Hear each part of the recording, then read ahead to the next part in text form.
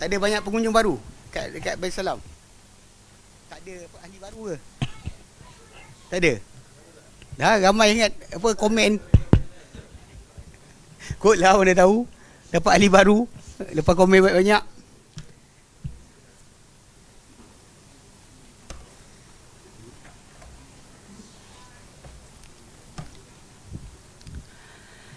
La ilaha illallah syarikalah.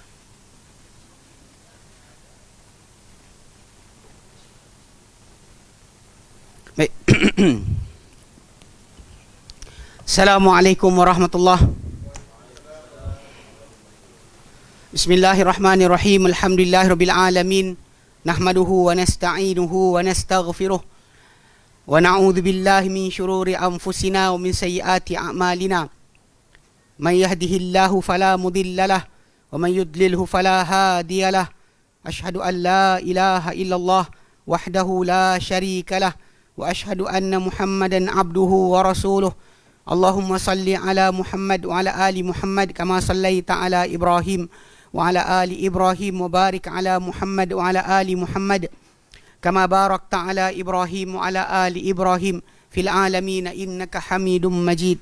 Rabbi shrah li sadri wa yassir li amri wahlul 'uqdatam min lisani yafqahu qawli, amma ba'. Alhamdulillah, kita bersyukur kepada Allah Subhanahu wa taala kerana dapat kita berkumpul lagi. InsyaAllah malam ni menyambung kelas pengajian kita berkenaan dengan usul tafsir. Yang kita pakai adalah kitab karangan Syekh Muhsin At-Tayyar hafizahullah, yang kita sekarang bincangkan berkenaan dengan asbabul ikhtilaf fi tafsir salaf, sebab percanggahan pada tafsir salaf. Mana kita sebut itu dia bermula tajuk ni dibahaskan selepas kita pecahkan berkenaan dengan sumber tafsir.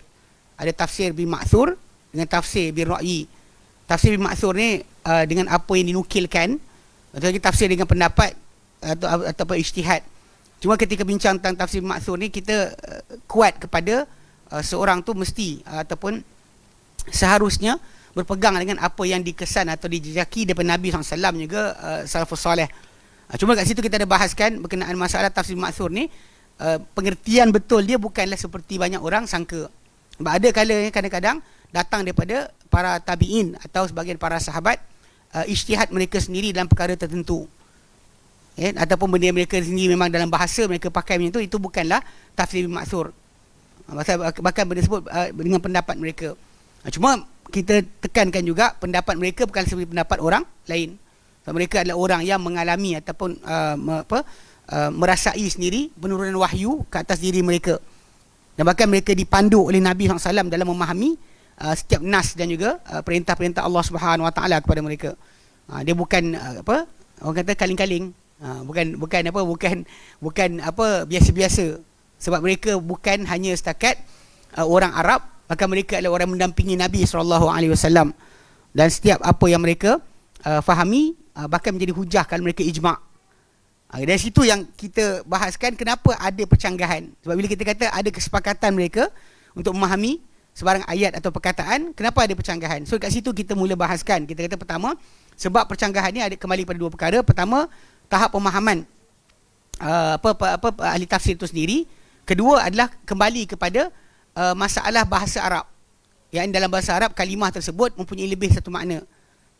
Sebab tu berbarangkali lebih satu makna, maka itulah menyebabkan mungkin mereka terpilih, yang seorang akan pilih pengertian A atau B. Okay, dan kita sampai kita bincangkan hari itu, kita dah ambil sampai nombor 4.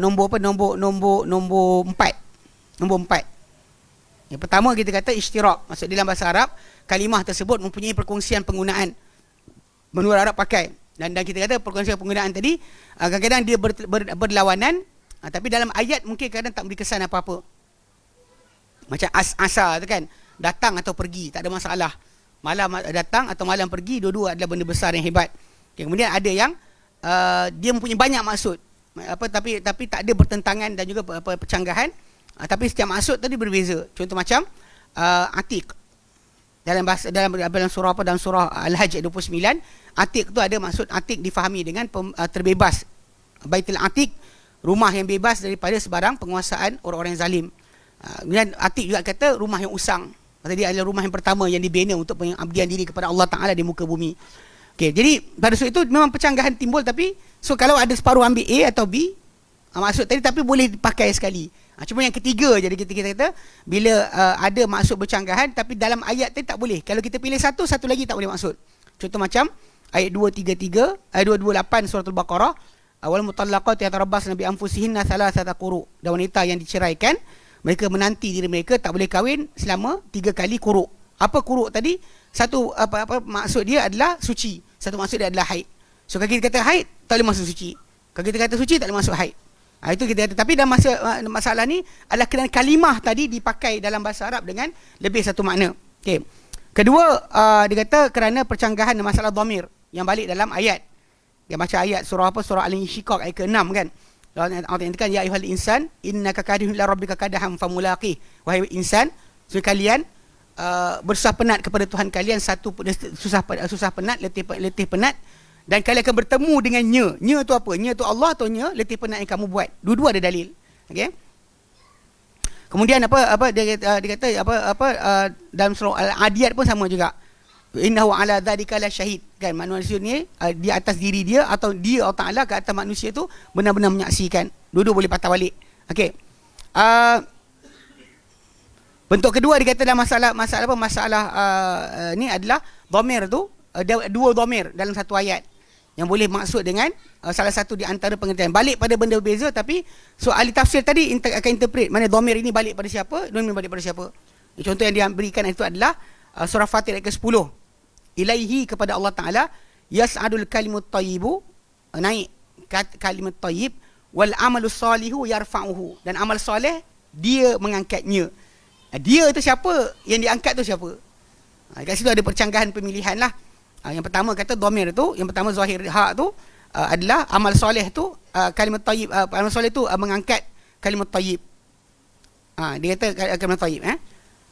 Kemudian yang kedua dhamir mustatir tu, yang yarfa'u tu, dikatakan fa'il kembali kepada Allah Taala. Dia yang angkat akan amal soleh kepada dirinya. Allah Ta'ala berkesudian untuk terima amal yang kita buat.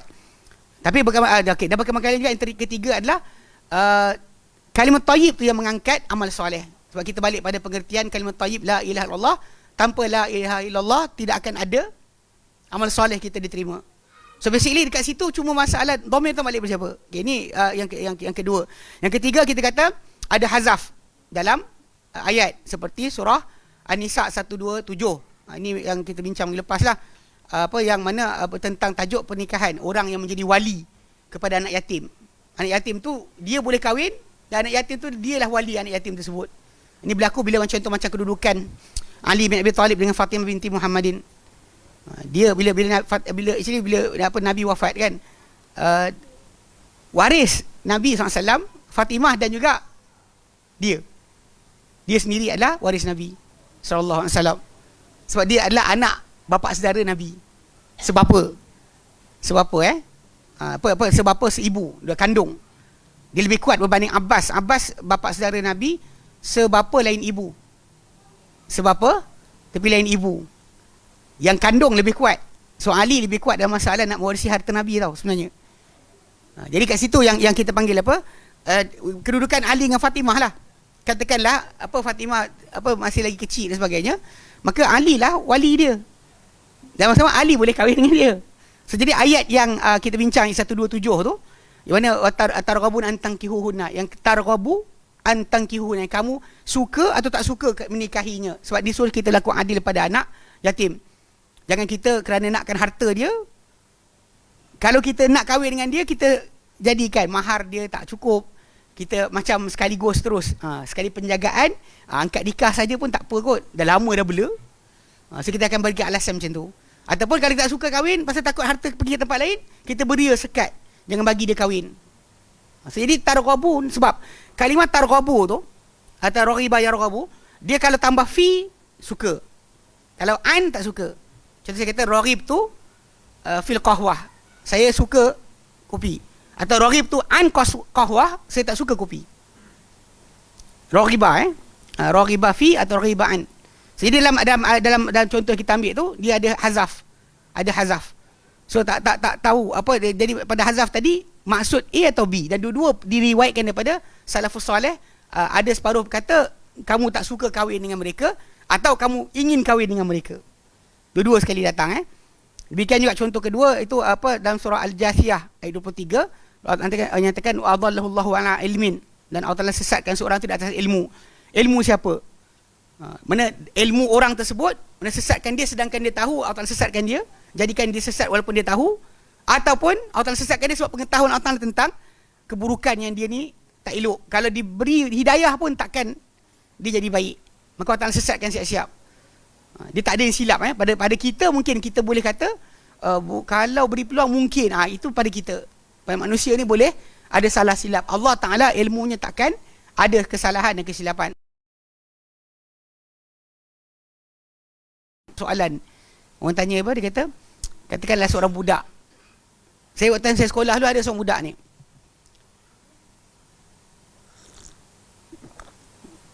Dia Hindu ke tak? Kristian ke Hindu? Saya tak ingat. Rasanya Hindu. Okey. Dia duduk tepi jalan, satu hari orang mabuk langgar mati. Umur dia ketika dilanggar tu 17 tahun kot. Dia 18 tahun. Okey, katakanlah seorang manusia tu yang kafir, keluar besar keluar kafir, dia sempat satu hari dia balik. Satu hari dia balik.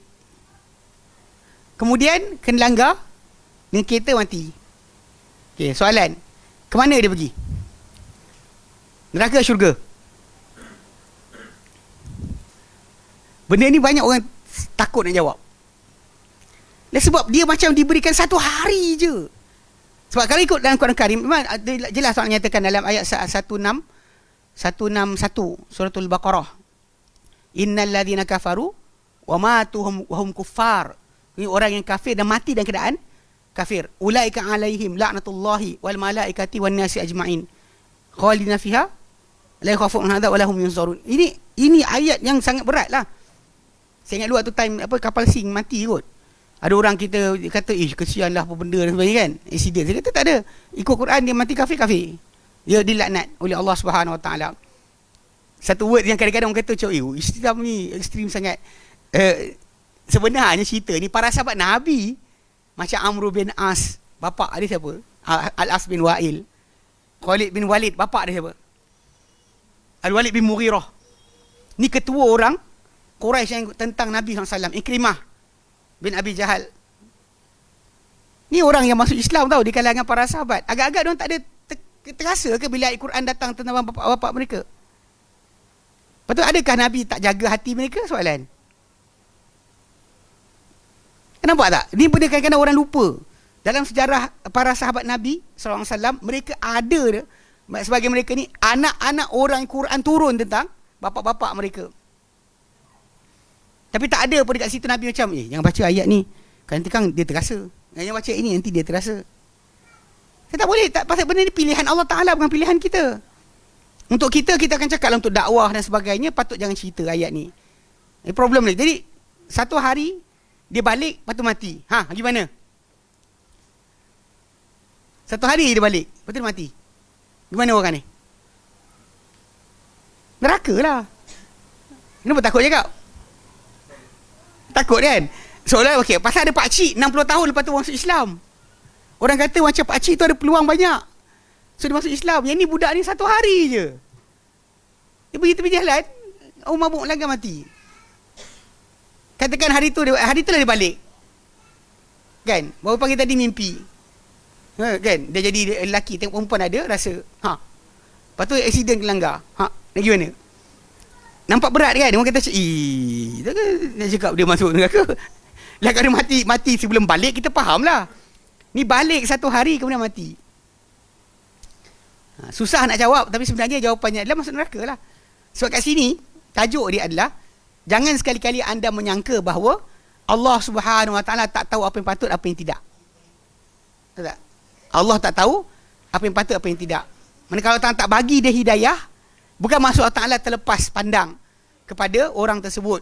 Sebab apa? Sebab sepatutnya dia dapat hidayah, tapi tak dapat hidayah, maka dia mati kafir. Tak ada siapa yang silap alamat dipanggil. Bagi Allah Ta'ala semua benda adalah benar. Keputusan Allah Ta'ala adalah maha adil. Maha adil, maha benar. Bukannya macam disangka oleh sebagian orang. Dia kata kalau lah bagi masa lagi mungkin.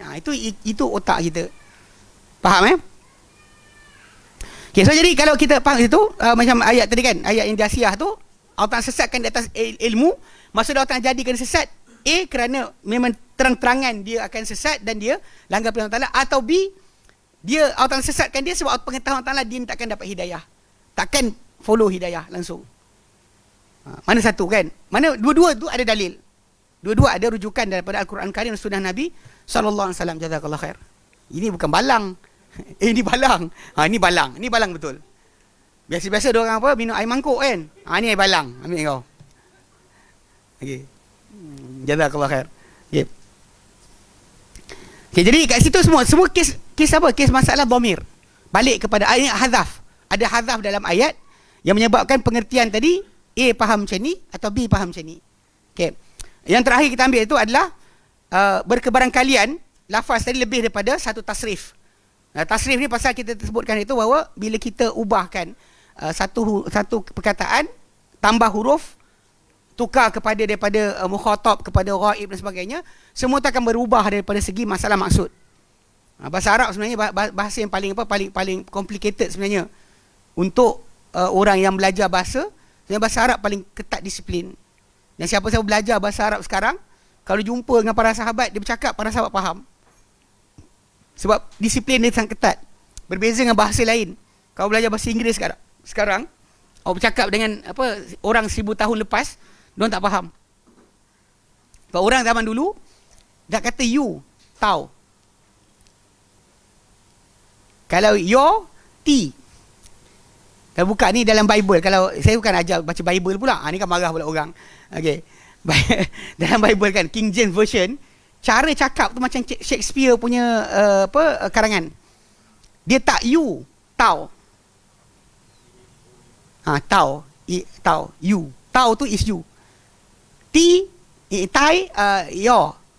Pasal ada ayat macam Ahmad Didat. Saya teringat ni sebab ceramah Ahmad Didat kan ketika debat, kan bila disebut tentang Isa AS buat sebarang benda ajaib, dia kata in thy name, dalam nama engkau, ya Allah aku buat benda ni, in thy name. Thy name tu maksud dia bukan your name. So kalau kita jumpa dengan Shakespeare ke siapa yang duduk 1000 tahun lepas cakap, dia tak faham, dia orang cakap kita tak faham. Tapi bahasa Arab tak macam tu. So tasrif ni memang kalau kita belajar sorof kan, belajar bahasa Arab, awak tahu hujung kalimah, bunyi depan ke belakang ke depan, itu grammar, satu part daripada bahasa Arab. Tapi part yang lain banyak orang lari adalah part tasrif, sorof. Ilmu sorof. Yang anda kena faham bila tukar, bila saya cakap lain, dia cakap lain, mereka cakap lain. Itu kau cakap kan, kalau dia cakap kepadanya lain. Dia tak boleh sama. Waktu bahasa Arab ni dia jadi meaning atau maksud setiap kalimah tadi sangat ketat. Tak ada siapa boleh tak faham. Kecuali orang tak belajar lah. Tak belajar dia tak faham. Lepas tu dia kata saya tak faham lah ayat ni. Memang awak tak belajar. Kalau belajar dan awak memang orang Arab, awak faham lah. Itu banyak benda-benda kita kata orang Arab tak pernah ada masalah. Zaman kita ni yang sibuk bahaskan apa inilah itu dan sebagainya. Sedangkan bahasa Arab ni orang Arab tak pernah kecoh pun tajuk tadi. Musyrikin yang lawan Nabi pun tak pernah kata dengan Nabi SAW kau silap cakap, ini grammar tak betul. Seorang tak agak. Orang zaman Nabi tak pernah cakap, tiba-tiba zaman kita ada orang kata Quran salah grammar. Kau siapa? Kan? Zaman kita cakap Arab pun gagap.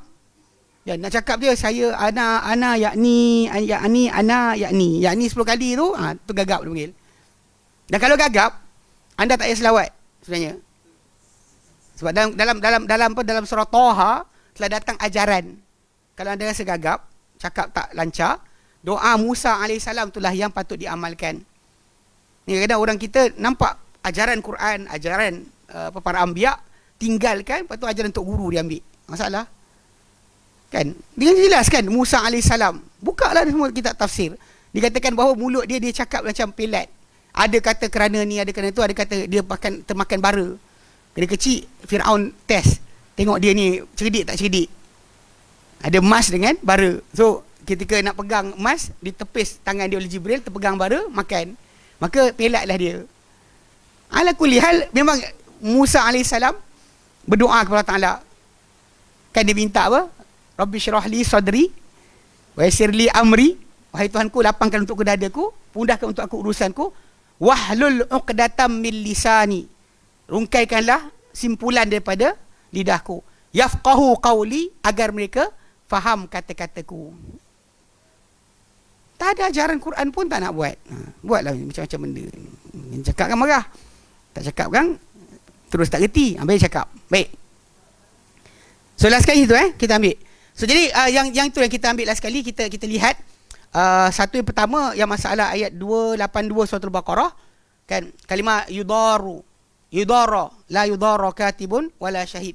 Tidak dimudaratkan atau tidak memudaratkan.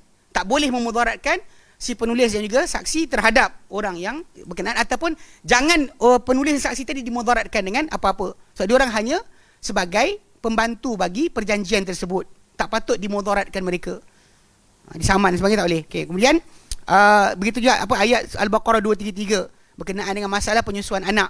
Itulah sekali kita ambil lah ayat ni. Wala yudara ayat yang ayat surah Al-Baqarah 233, la tudara walidatun biwaladiha, tidak dimudaratkan atau tidak memudaratkan ibu terhadap anaknya. Wala mauludun lahu, tidak juga orang yang diberahikan untuknya anak tersebut terhadap terhadap anaknya, ataupun tak dimudaratkan dia dengan anaknya. Sebab tu orang kata wa 'alal warithu mithlu dzalik, untuk waris pun macam tu juga. Tak boleh mudaratkan anak tersebut, tak boleh dimudaratkan dengan anak berkenaan. Tak boleh dibebankan mereka dengan benda yang tak sepatutnya.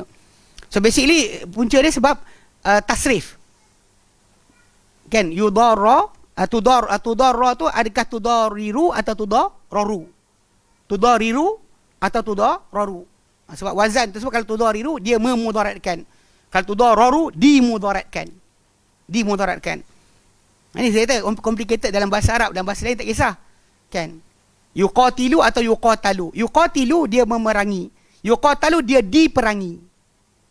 Bunyi beza dia apa? Satu huruf, satu kalimah aje. Ti dengan yuqatilu atau yuqatalu. Yuqatilu atau yuqatalu. Dalam bahasa Arab situ yang masalah dia.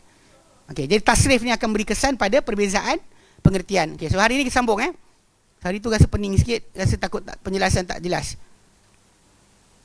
Tapi time soal jawab okey lah. Baik. Kelima, antara asbab atau punca ikhtilaf salaf dalam masalah tafsir dalam salaf tafsiran salaf. Ikhtilaf pada tafsiran salaf adalah yang kelima, ni pasal kalimah kalimah bahasa Arab atau perkataan bahasa Arab tu ada masalah ni. Tajuk ni. Kelima, tanawul isti'malil arabi lil lafzati. Kepelbagaian penggunaan orang Arab untuk lafaz tersebut. Lafaz tu, penggunaan Arab macam mana untuk lafaz berkenaan. Ini, ingat penggunaan ini mestilah apa yang berlaku pada zaman Nabi Jahiliyah, zaman Nabi awal Islam. Kalau penggunaan baru zaman kita sekarang ni tak pakai. Ini dah kes masalah bukan tafsir saja. Masalah fake, usul fake pun sama, kita kena ingatkan. Banyak jadi kes. Bab akidah pun jadi masalah. Sebab orang kadang-kadang dia ambil penggunaan zaman sekarang. Sebab words kita gunakan ni kadang-kadang ikut masa dia akan bertukar. Ada yang dipakai baru-baru, ataupun dulu pakai, sekarang tak pakai. Contoh macam kalau di Amerika Syarikat, satu masa dahulu PIG is actually police. Kau tengok zaman Al Capone dan sebagainya kan, tahun 1920-an. Ayat dia keluar bila sembang dengan polis tu kan. Sampai 60-an lah ayat ni. Bila dia kata, are you a pig? Maksud dia, adakah kau polis? Ni benda ni macam kan. Tapi sekarang pakai tak? Tak. Sekarang tak pakai. Jadi kadang-kadang ada kalimah-kalimah ni kena jaga kalimah-kalimah ni macam penggunaan Arab tadi, kita kena pastikan penggunaan dia balik pada zaman Nabi dan juga pada zaman para sahabat dan awal Islam. Sebab cara macam ni nak diketahui. Diketahui dengan cara dalam syair. Kalau kalimah tu digunakan, apa maksud diorang pakai dalam syair. Itu cara diketahui kalimah tadi maksud apa. Kadang orang kata macam nak tahu macam mana nak tahu macam mana, awak bukan hidup zaman tu, dia kata. Tapi syair orang zaman berkenaan kita ketahui. Dengan syair mereka, dengan kata-kata mereka dalam sastra, diketahui kalimah tu pakai apa. Hatta dalam sebenarnya masalah sastra ni atau syair ni menjadi bukti. Contohnya antaranya adalah perbuatan kaum Lut. Perbuatan kaum Lut, mana jantan dengan jantan tu, tidak pernah berlaku pada orang Arab. Tak pernah berlaku. Punca, okey, tahu mana? Tak ada syair Arab jantan puji jantan dengan berahi. Kalau pergi pada literature orang Parsi, ada. Literature orang Rom, ada. Perbuatan jantan bantai jantan, ada. Apa geng kunyit? Rupanya saya baca lepas berapa tahun pengamalan ni kan, diorang akan terpaksa pakai pampers orang dewasa. Pampers orang dewasa. Kerana perbuatan tadi kan, dilarang oleh agama. Nak tahu sebenarnya pasal kita memang nak simpan lah yang najis kita. Dan naklah keluar-keluar manjang. Tapi diorang rupanya lepas daripada satu peringkat, buat kerjanya tu, maka diorang akan hilang keupayaan untuk tahan najis. Bukan buasir. Buasir kita faham bengkak tu. Ini tak. Dia akan ceroy sentiasa. So pakai pampers dewasa. Wallahualam. Tak adalah. Tak berbaloi lah kot. Kan baris-baris ni keluar kan. Jadi diorang pakai pampers dewasa. Lepas tu kat sana pampers dewasa ni dekat negara-negara yang mengamalkan kita gunakan kalimah liwat. Sebenarnya kalimah liwat ni adalah tidak syar'i. Sebenarnya saya baca dalam buku Fabi Hudah Muqtadih, buku Syekh Osman Khamis hafizahullah, dia bahaskan berkenaan tajuk penggunaan liwat. Kalimah liwat tu kononnya dia ambil dari perkataan Lut. Liwat atau Lut ni sebenarnya kalimah tu maksud baik. Sebab Nabi Lut alaihissalam nama dia baik. Tapi orang dah ambil terus tukar jadi liwat untuk relate kepada perbuatan. Tapi bila kita tengok dalam Quran Karim, dalam hadis Nabi SAW, Nabi tak pernah guna kalimah liwat. Nabi gunakan man wajadtum ya'malu amala qaumi Lut. Barang siapa kamu dapati mengamalkan amalan kaum Lut. So sebut amalan kaum Lut, itu yang lebih tepat. So jadi bila benda macam ni berlaku kan, kita tengok macam yalah, istilah tadi kita nak faham kan. Cuma benda saya baca, ada baca artikel, memang diorang mengakulah lepas daripada buat kerja bukan-bukan ni, jantan-jantan ni, dan akan berlaku bahawa mereka tak boleh kawal buang air besar tu, akan macam tu je. Sebab tu kat sana penjualan pampers orang dewasa adalah sangat banyak. Bukan dewasa tua-tua, kan, orang muda. Dia akan jadi. Itu pelik juga macam lepas tu ada orang mamat tu tulis, dia kata betul lah tapi it's worth it. Dia sangat berbaloi. Saya tak faham lah. Benda ni kadang orang kata macam benda ni jijik, kotor. Dia cakap kotor lah. Orang kita takut nak cakap, nanti orang kata homofobik. Apa homofobik apa bendanya? Benda tak senonoh. Awak raikan, kenapa? Pelik betul. Okay, ala kulihal faham kan betul-betul Jadi penggunaan kalimah macam gay lah, kalimah gay. Satu masa dulu gay is happy. 1950-an, sebelum zaman hippies. Kalimah gay is happy. Means that I'm gay, I'm happy. Saya gay, maksud saya happy. Tapi sampai peringkat penggunaan dah bertukar. Ayah cakap apa? Dia kat potong suka hati dia lah kan. Nak cakap nak buat macam mana kan. Dia kadang-kadang ada kawan saya seorang tak puas hati tajuk yang baru ni. Saya kata datang jumpa. Dia tak nak jumpa. Saya kata jumpalah. Bagi masa hari ke jumpa. Bukan tak kenal. Kawan-kawan duduk belajar sama. Cuma kebetulan dia ni, tahulah orang Kedah tak masuk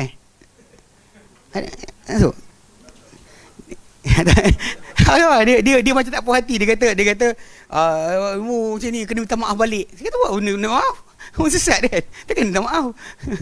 Kalau dia kata orang tu memang baik dan sebagainya, tersilap, kita faham. Kalau kita cakap salah pun kita minta maaf lah. Ini nak macam minta maaf apa? Bukan benda syar'i pun dia buat. Apa benda pula kan, kita minta maaf pula. Kawan-kawan lain kata udahlah gaduh. Saya kata memang kita dalam grup kawan dia bekas pelajar Yaman, kita ada grup macam-macam lah. Satu grup yang dia budak-budak yang junior saya banyak banding yang senior. Dan satu grup lagi yang senior daripada saya, 2-3 tahun awal datang sebelum saya. So dalam grup yang tu kita tak ada bahas bukan tak nak bahas lah. Saya pun tak share pun video saya kat situ. Tak buat gila hantar video sendiri. Siapa sewel kan? Tengoklah saya video saya.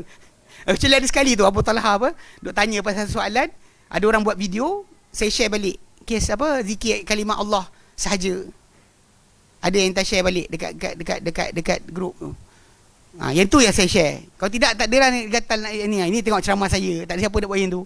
Kan? Angkat bagus sendiri ya tu. Tapi dan kita ada seorang share. Share jadi kawan ni marah. Tapi masalahnya bila saya PM dia direct sembang, dia tak nak lawan kat situ. Dia sibuk geger dekat dalam grup tengah. Yang cari kokok ada siapa tolong sokong dia. Saya biarkanlah. Tak layan lah. Saya kata nak sembang-sembang kat sini. Sebab saya kata kalau saya buka dengan cerita ni, memang saya akan jadi hina. Dia akan jadi hina. Tok guru dia pun hina juga. Saya kata baik tak usah. Nak sembang betul jumpa dia depan. Karut kan? Pelik betul. Sebab potong ni potong lah, tak ada masalah.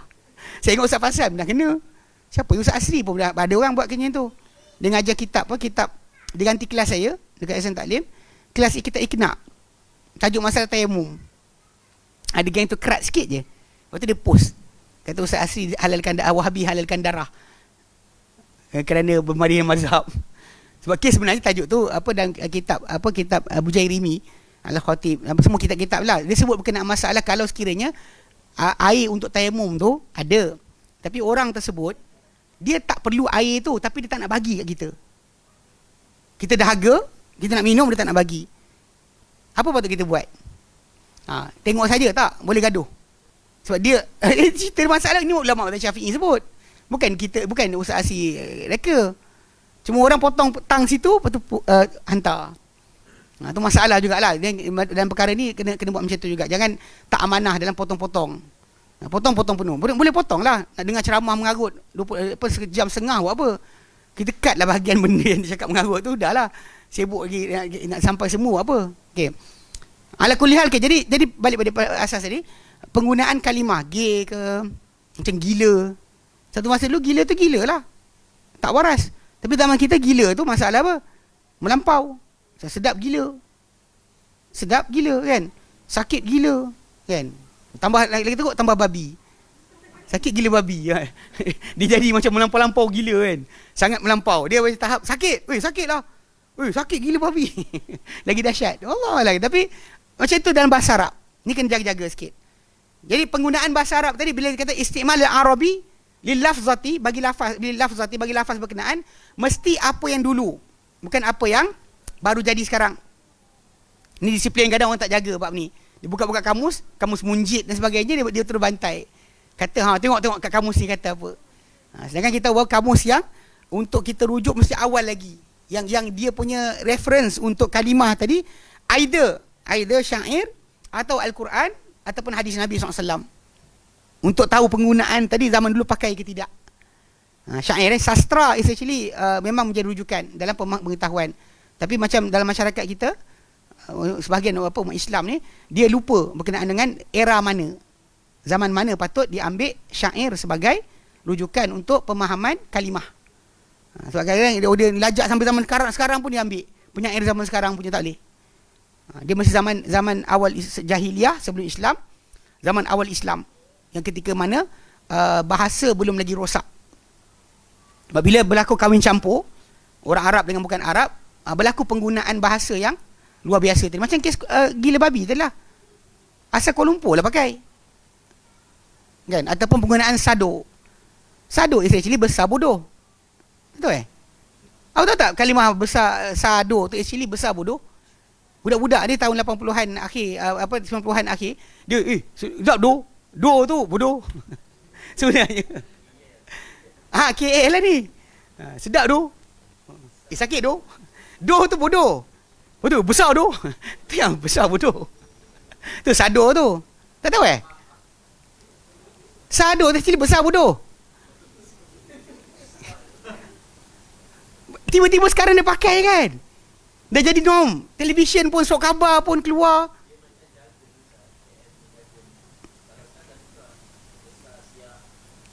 Betul. Ada sial pun ada. Besar sial. Ada siut pun tu siut pula. Sial siut semua kali. Ini kalimah-kalimah yang kita kata sebenarnya ikut kepada kalau kita nak jadikan reference untuk maksud syair, kisah hang tuah ke, jangan pakai bahasa sekarang. Pakai bahasa sekarang masalah. Macam tu bahasa Arab juga yang sebenarnya. Terutama Al-Quran Karim pun macam tu. Okey. Tanawul istimal al-arabi li lafzati, kepelbagaian penggunaan Arab untuk lafaz berkenaan. fi iratil ma'anil qaribati wa ma'anil ba'idati, pada menginginkan makna-makna yang hampir atau makna-makna yang jauh. Okay, dia ada memang kalimah tu datang, ada makna dekat, makna jauh. Okay? Contoh macam bila kita kata makna dekat, harimau is harimau lah, atau buaya is buaya. Tapi bila kita nak makna jauh, buaya bukan dari Indonesia, bukan harga sekilo kan. Maksud dia buaya apa? Orang yang lelaki yang suka kacau perempuan, kan, yang suka mengorak perempuan kan. Assalamualaikum. Buaya kan, buaya bagi salam.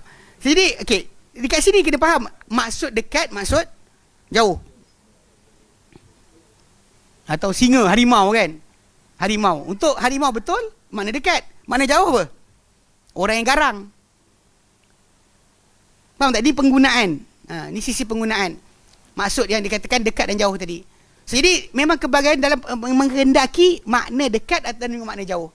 Walaupun tajuk asal bila kita al-aslu fil kalam kan, yang asal pada kalam adalah hakikah.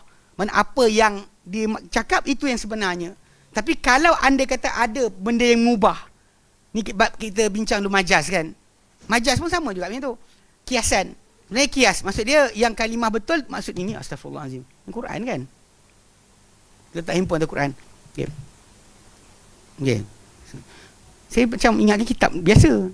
Payah juga kitab Quran dengan kala-kala ni. Kita ingat Quran. Ada Quran. Okay. Tak, saya terletak atas sini je. Saya macam okay. Baik. So jadi maksud dia macam kita bincang berkenaan dengan majaz kan. Bila kita kata minta maaf saya lambat, tadi ada ular tengah jalan. Kalau kita tinggal dekat Gumusang, dekat kampung-kampung, biasalah ular betul lah. Tapi kalau kita tengah KL, ular. Orang macam, ini mesti ada maksud lain. Kan dia start fikir. Benda ni kisah benar. Saya pernah sekali waktu dah perjalanan daripada rumah pergi ke Yayasan Taklim. On the way, dekat jalan tu, jalan LDP tu, dekat orang utama tu, ada ular sawa besar gila. Saya hampir-hampir nak langgar. Dia lintas ni tu. Tengah-tengah panas tu, dia lintas tengah jalan. Daripada belah yang kanan tu, masuk pergi arah orang utama punya semak. Saya jalan tu memang ular betul lah.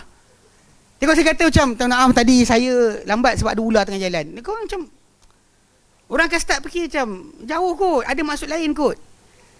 Faham tak? Kan, kata ini masalah sebenar, betul. Kita nafikan bila orang terfikir makna jauh, it's not wrong untuk orang terfikir macam tu. Macam kita kata macam, minta maaf tuan-tuan sekalian lambat, tadi ada rimau tengah jalan. Apa maksud dia, untuk makna asal dia kita kan, ni mesti ada maksud lain ni. Tapi memang tiba-tiba dapat tengok berita, seekor harimau terlepas di kawasan kawasan apa di kawasan apa ni? Salak Selatan. Sebuah van lori membawa harimau terlepas terbalik dan harimau tu keluar. Betul bila relate balik, benda harimau betul lah. Jika tidak, orang akan fikir yang dia opposite. Cuma ni kita kata majaz pun sama. So masalah kita dengan kalimah Quran tadi, kita nak makna dekat ke makna jauh? Ini membawa kepada masalah perselisihan dalam pilihan. Okey. Dia kata apa? Fayahmilu ba'duhum al-lafzata 'ala al-ma'na al-qarib az-zahiri. Maka akan membawalah sebahagian ahli tafsir, sebahagian mereka itu ahli tafsir, lafaz berkenaan kepada makna yang dekat yang zahir. Rimau lah. Kalau kita kat Gumusang kan, minta maaf tuan-tuan sekalian, tadi ada rimau tengah jalan. Orang terus nampak rimau betul, betul tak? Gumusang. Ataupun LPT, daripada Pantai Timur kan, jadi kes rimau terkejun kan, langgar di orang. So masa bila kita kata tadi kita lambat sebab nilak rimau. Awak kat mana tadi? Kat LPT. Orang kan nampak rimau betul kan? Dia kata awak rimau. Di mana Shah Alam? Orang macam ni macam okay, faham tak? Okey, jadi maksud dia jadi ada orang akan bawa kepada maksud lafaz ni pada yang dekat, yang zahir. Wa yahmiluhu al-akharuna, dan akan membawa kalimah tadi, lafaz tadi kepada makna yang jauh. Ustaz Ali maksudkan lori Maybank kot. Orang garang kot. Kan? Okey. Wa hadzal nau' qaribun minal mushtarak. Tapi yang ini dia kata sebenarnya jenis yang kelima ni dia sama macam mushtarak.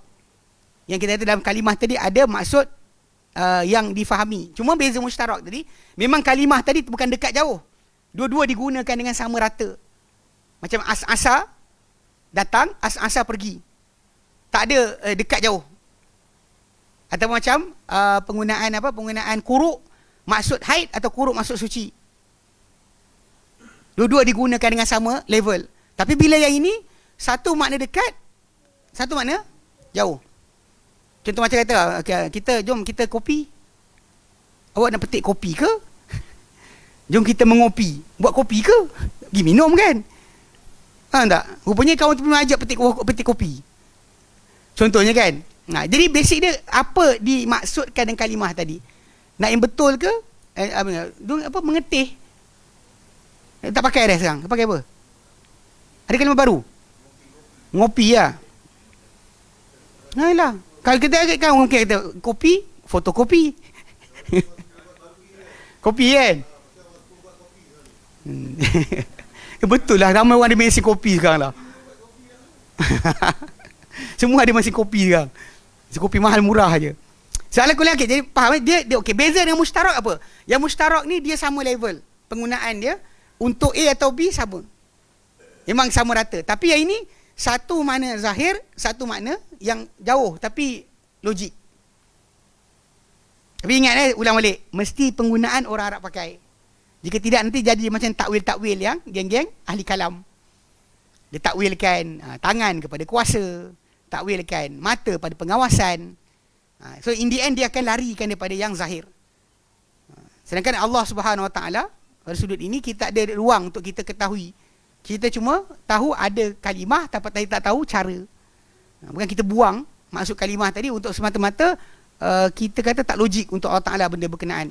Logik pakai akal. Allah Ta'ala tak diliputi oleh akal manusia. So faham Jadi beza dengan mustarak itu je.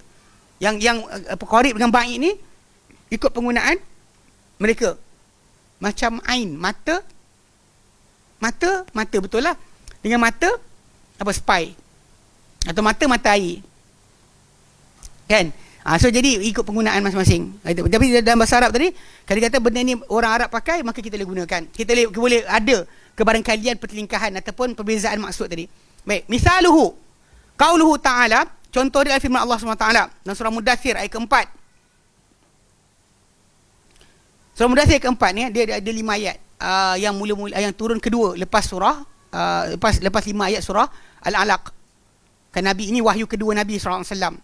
Ya ayyuhal mudaththir, hei orang yang berkelubung. Sebab Nabi SAW lepas daripada dia jumpa Waraqah bin Nawfal, ceritakan apa berlaku kepada baginda dalam Gua Hira. Waraqah bin Nawfal pun clarify, bagi pengesahan yang Nabi Muhammad SAW jumpa tu adalah Jibril, adalah malaikat turun pada Musa AS. So lepas tu Waraqah bin Nawfal janji macam-macam kalau akan tolong Nabi sebagainya, tapi dia tak sempat dia mati. So Nabi mula-mula dapat wahyu itu saja. Itu saja bahagian Nabi dapat 5 ayat surah Al-Alaq. Lepas tu dia putus wahyu. Tempoh yang agak panjang. Cuma yang baru ni orang kata TV Al-Hijrah ke TV Jakim ke benda yang dibuat, dia ambil riwayat kata Nabi nak bunuh diri daripada atas gunung. Dia riwayat tersebut Balaghat Zuhri Az-Zuhri, Misha Az-Zuhri, dia kata dia kata Nabi pun sedih. Fahazina huznan syadidan hatta fi ma balaghana. Nabi sedih sampaikan ikut apa sampai pada kami, cuba untuk terjun daripada atas bukit, atas puncak gunung. Jadi kisah tersebut tidak sahih sebab sanad dia dalam kisah tersebut Az-Zuhri tak kata daripada siapa. Dia datang kita ambil kisah tersebut. Katakan yang inilah di antara kisah yang berlaku. Kerana tak cek balik berkenaan masalah sanad. Sebab dalam Bukhari pun dia ada yang memang dalam teks hadis tadi. Lepas tu ada yang tambahan untuk penjelasan yang bukan dalam teks hadis tersebut. So kena asingkan. Ini contoh. Jadi secara asasnya Nabi SAW terputus wahyu dan bersedih. Okey, kemudian datang Jibril alaihissalam kepada Nabi SAW ketika Nabi tengah jalan. Kan, datang Jibril terapung di antara langit dan bumi dan sambung datang kepada Nabi dan kata, ya Muhammad, kan engkau adalah utusan Allah Taala. Kemudian Nabi balik rumah ketakutan dan minta supaya dia diselimutkan. So jadi turunlah lepas ketika diselimutkan itulah turunnya ayat 5 ayat berikutnya, iaitu surah Mudaththir, ya ayyuhal mudaththir, hei orang yang berkelubung berselimut, kum fa'anzir, Bangunlah dan berilah peringatan. Wa rabbaka fakabbir. Dan Tuhanmu hendak engkau besarkan. Wa thiyabaka fatahhir. Pakaianmu hendak kamu sucikan. Ni okey. Jadi kalimah ayat keempat surah Mudaththir tu, wa thiyabaka fatahhir. Minal mufassirina, di kalangan ahli tafsir, man fassara thiyaba bil ma'rufil mutabadiri. Yang ada yang mentafsirkan kalimah thiyab, pakaian, dalam ayat keempat surah Mudaththir tu dengan yang diketahui, yang terus masuk akal. Bila kita sebut pakaian, kita nampak apa? Pakaian lah. Is the original meaning. Sebut pakaian, pakaian lah. Ada ahli tafsir pegang macam tu. Wa ruwiya hadza an Ibn Abbas, dan diriwayatkan pendapat ini atau tafsiran ini daripada Ibn Abbas, wa Tawus bin Kaisan al-Yamani, wa Ibnu Sirin, Muhammad bin Sirin, wa Ibnu Zaid, Abdurrahman bin Zaid bin Aslam. Mana ada di kalangan mereka faham direct. Dan ini sebenarnya dalil yang dipakai dalam masalah sokongan kepada masalah bila kita melakukan ibadat, contoh solat, kita punya pakaian kena bersih. Kan kita ada bersih pakaian, bersih badan, bersih tempat. Tiga-tiga tu kena bersih. Kan suci daripada najas. Badan, pakaian, tempat. Dan bahkan Nabi SAW sendiri kan, dia tanggalkan kasut baginda dalam Sunan Abu Daud, kerana apa? Kerana pakaian baginda ada najis. Kasut Nabi ada najis. Maka Nabi disuruh untuk tanggalkan. Nabi tanggalkan lah. Para sahabat ikut tanggalkan juga. So memang kena pakai dalam keadaan suci lah. Kalau kata ibadat, dalam solat contohnya, dalam keadaan ada najis, tak sah. Jadi ibadat yang tak perlukan benda tersebut. Contoh macam bayar zakat. Kalau dia kata orang tu bagi kan, tapi benda tersebut ada kotoran, dia tak jadi tak sah pula. Tak ada kena ambil wuduk dulu. Ni bayar zakat ke? Dah ada wuduk belum? Tak ada. Tak timbul tajuk itu kena faham. Ada ibadat yang perlu taharah. Ada ibadat tak perlu taharah. Dan ibadat yang perlukan taharah tu, antaranya ayat dipakai untuk menetapkan mesti baju tu bersih adalah ayat ni. Ayat keempat surah Al-Mudaththir. Okay. Dikata wa minhum man fassara thiyaba bin nafsi. Namun ada di kalangan mereka yang menafsirkan pakaian tu dengan jiwa. Dengan jiwa diri. Okey. Wa hadzal ma'na ba'idun ghairu mutabadir. Tapi pengertian ini adalah jauh dan tidak segera sampai ke dalam fikiran kita. Bila kita sebut pakaian, nampak jiwa. Sebab kita pakai kat luar, jiwa duduk dalam. So untuk kata pakaian tu maksud jiwa je macam jauh sangatlah. Jauh. Okey. Tapi wa huwa marwiyun an Mujahidin wa Qatadah, dan juga Qatadah dia diriwayatkan daripada Mujahid bin Jabr an Ibn Abbas dan Qatadah bin Di'amah Sadusi. So dua orang ahli tafsir kata wa thiyabaka fatahhir, jiwamu hendak kamu sucikan. Tapi yang jumhur kata wa thiyabaka fatahhir, pakaian kamu tu nak kamu bersihkan. Baju betul lah. Tak boleh pakai dalam keadaan kotor lah untuk ibadat. Faham sudutnya? So, jadi ada makna zahir yang segera sampai dekat otak. Satu lagi makna yang jauh yang tak sampai dekat otak kita untuk fikir. Kita tenung lama sikit baru nampak. Itu pun tak dekat pun. Pakaian dikatakan jiwa, tak kena lah. Macam jauh lah. Tapi benda ni makna jauh, makna yang tak dekat untuk difahami. Sebab tu kita kata macam kes kita kata mushtarak tadi kan. Tak sama sebab itulah sebab tak, penggunaan tadi jauh. Sedangkan kalau mushtarak tadi dia memang akan serupa. Penggunaan dia adalah sama. Tak ada sebarang satu jauh satu dekat. Okey, baik. Wa mithalun akhar, contoh lain adalah fi qaulihi ta'ala, pada firman Allah Subhanahu wa taala dalam surah Hud ayat 91. Hud 91 kan, bila Nabi Hud Nabi Hud ke Nabi Soleh? Tak, dalam surah Hud kan dia ada banyak. Mula dengan Nabi Nuh, kemudian Nabi Hud, Nabi Soleh,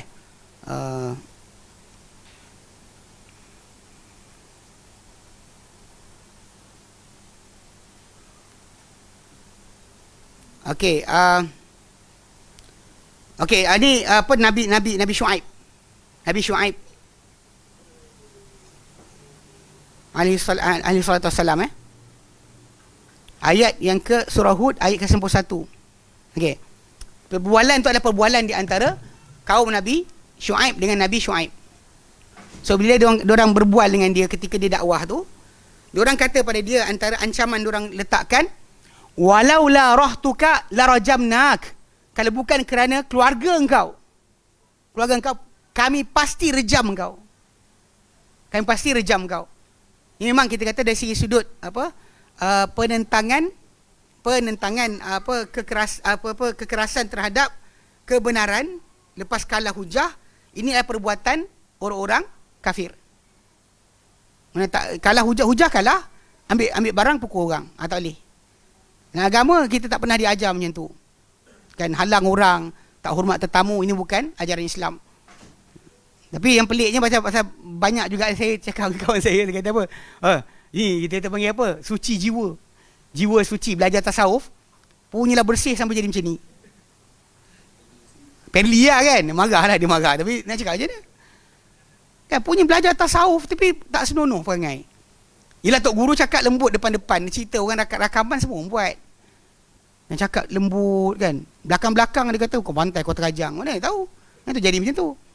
Pada asas pertama dalam agama ni kita tak boleh kita panggil apa? Kita belajar hukum.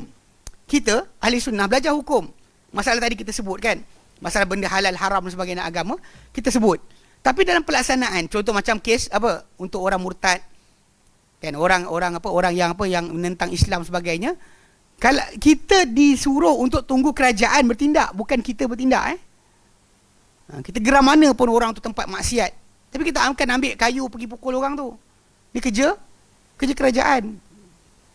Bukan kita yang disuruh untuk buat benda berkenaan. Tapi kita belajar hukum, kita belajarlah ini haram-haram lah. Takkan nak kata halal pula. Jadi masalah, jadi kita kata kita takkan bertindak.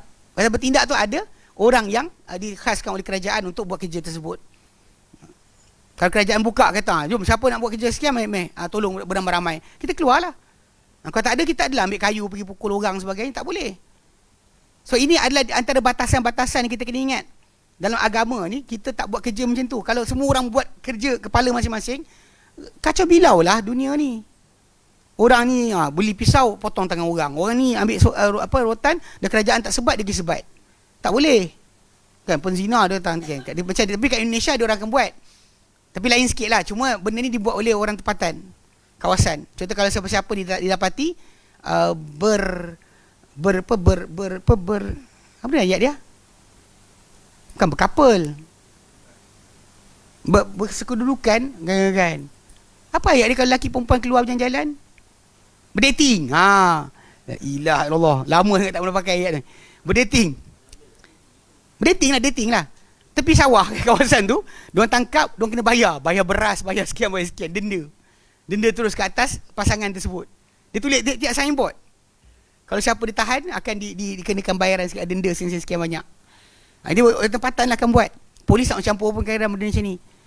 Cuma ala kuliah kita balik pada asal, kita tetap umat Islam kita bukan buat kerja sendiri.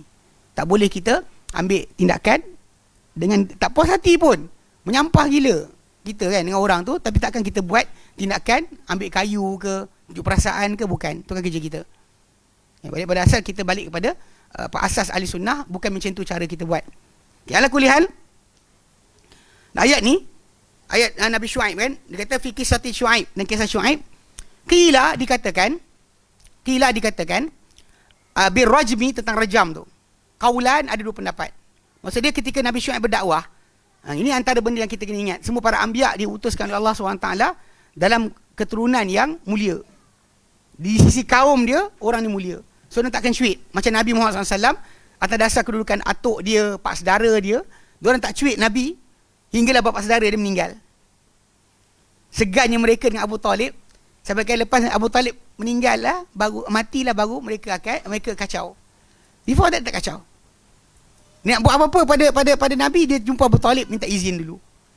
Ini penghormatan yang ada Allah Ta'ala berikan kepada semua para anbiya, sebenarnya datang daripada keluarga yang mempunyai nasab yang mulia dalam kaum masing-masing. Lepas tu bila kaum Nabi Syuaib kata pada dia, kalau bukan kerana keluarga engkau, kami rejam kau dah, dia kata. Cuma kalimah yang dia nak tunjuk bukan salah keluarga tu, rejam tu. Apa maksud dia? Okey. Qila fil murad bil rajmi qaulan. Dikatakan tentang yang dikehendaki dengan rejam tu ada dua pendapat. Al-awwalu, yang pertama, La rajamnaka bil hijarati. Kami akan rejam kau dengan batu-batan. Kami akan rejam kau dengan batu-batu. Kalau kau teruskan juga dakwah, kami rejam kau. Ini pendapat pertama. Athani, yang kedua, la rajamnaka bis sabbi wasyatmi. Kami akan rejam kau dengan celaan dan juga makian. Okey. Wal awwalu, yang pertama, yakni rejam dengan batu tu, huwal ma'nal qaribul mutabadiru di zihni. Dia adalah pengertian yang dekat, yang sebut je nampak dalam kepala. Agak dekat dan juga apa akan datang pada ingatan kita. Bila kita sebut je rejam, kita nampak tu. Tak nampak maksud lain. Qala Ibn Atiyah wa huwa zahir. Berkata Ibn Atiyah, itulah yang zahir. Memang kita panggil apa dalam kisah surah Yasin pun macam tu juga. Kan dia rejam sampai mati kan, 3 rasul dan juga seorang lelaki yang beriman yang ajak mereka untuk jangan lawan para rasul. Kan dia rejam sampai mati. Dan ini pendapat zahir. Wathani, yang kedua tu, wa in kana muhtamalan, sekalipun dia berkebaran kalian, illa annahu ab'adu minal awwali, namun ia lebih jauh banding yang pertama.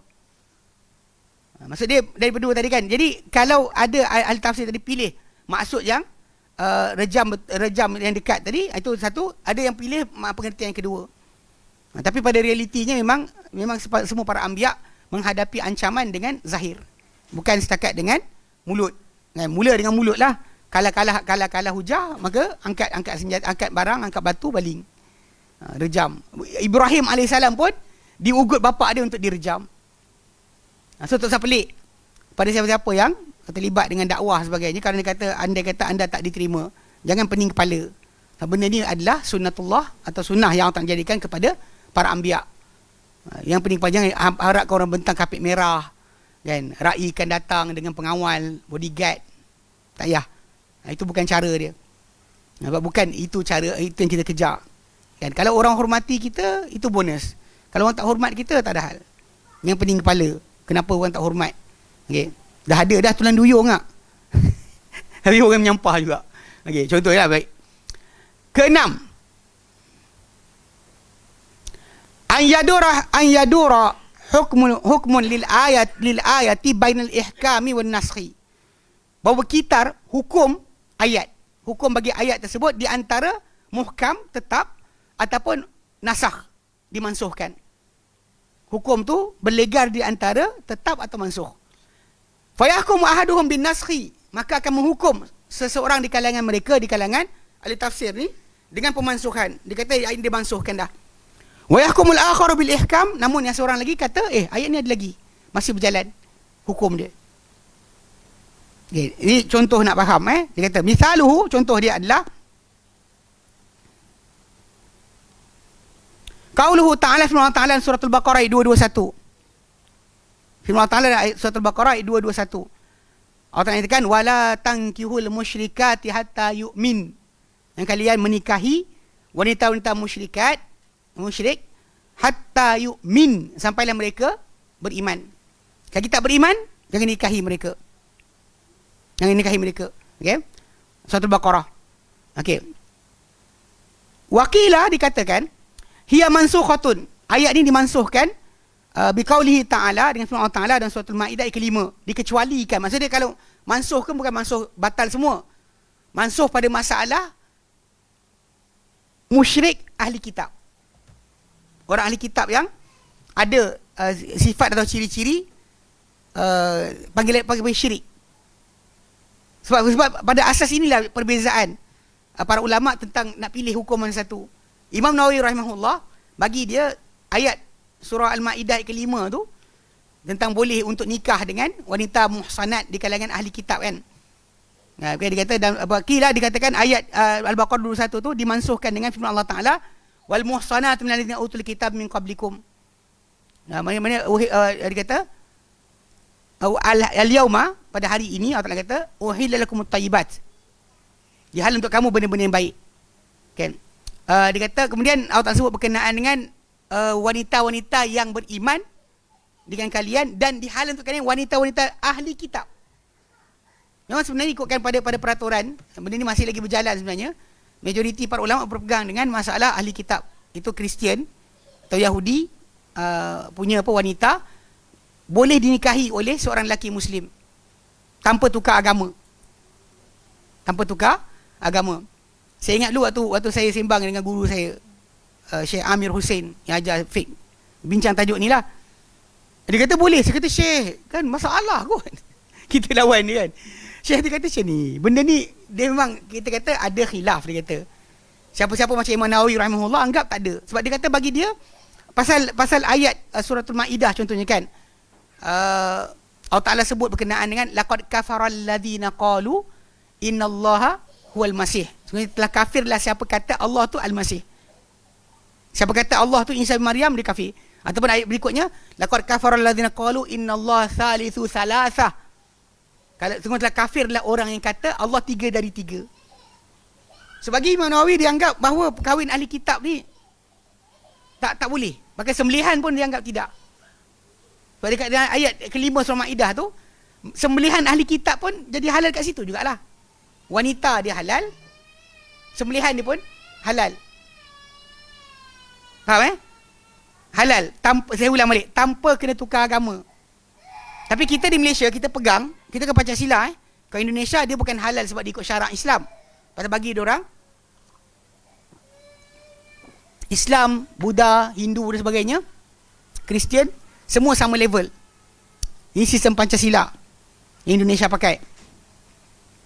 Tahu kan? Tak tahu? Tahu kan? Dia actually diorang anggap sama rata. Kita alhamdulillah di Malaysia ni kita ada letakkan satu clause, iaitu Islam agama rasmi persekutuan tanah Melayu. Masa Malaysia agama rasmi di Islam. Faham Maksud dia dengan sebab itu bila kita kata macam doa hari kebangsaan ke, doa ketika majlis-majlis rasmi kerajaan ke, doa di sekolah-sekolah ke, tak ada timbul tajuk doa dengan agama lain pun cara. Tak ada wahai Jesus, ada sekali tak boleh. Tak dibenarkan. Sebab Islam agama rasmi. Pada macam Indonesia dia Pancasila, dia semua boleh. Boleh berlaku seorang tu bapa dia Kristian, mak dia Muslimah, anak dia Buddha, tak ada hal. Ini benda biasa dalam masyarakat mereka pasal dianggap semua agama sama. Memang itu yang perlembagaan Pancasila mereka ada. Dan kita pula beza. Dalam kes itu, tindakan Jabatan Agama Islam sebagai tak benarkan perkahwinan berlainan agama. Sebab tak nakkan konflik berlaku. So, kalau yang bukan Islam nak kahwin dengan Islam, tukar agama kepada Islam. Dan kalau yang Islam kahwin dengan bukan Islam, tanpa tukar agama, kan, maka tak sah. Tidak dikira sah. Ikut perlembagaan, bahkan ikut kepada dia punya undang-undang sivil pun tak sah. Tak boleh sah takkan disahkan. Faham okey, jadi dekat sini tajuk dia sebab kenapa? Sebab benda ni nak menjaga jadi kalau anda kata okey, macam mana Malaysia boleh ambil hukum tadi sedangkan ayat Quran surah Maidah kata halal. Kata halal wanita-wanita yang diberikan kitab sebelum kamu halal untuk dinikahi. So ambil mana yang kita dan Islam dan Malaysia ni buat? Sebenarnya apa yang dibuat oleh kerajaan Malaysia diambil daripada perbuatan Umar bin Khattab radhiyallahu anhu ketika beliau memerintah lepas jatuh kerajaan Parsi kepada jajahan Islam. Umar ada keluarkan arahan melarang para sahabat ataupun mujahidin yang pergi takluk Parsi kahwin dengan perempuan Parsi.